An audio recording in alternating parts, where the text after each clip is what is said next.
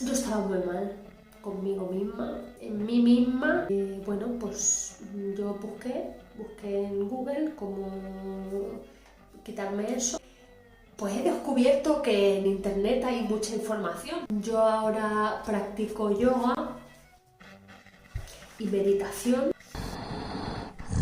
Y una técnica maravillosa y que me vengo, pero entonces yo hago, soy otra, me veo yo más guapa, más alegre. Cuando estoy ahí encabronada, pues digo, respira hondo, recorta, stop.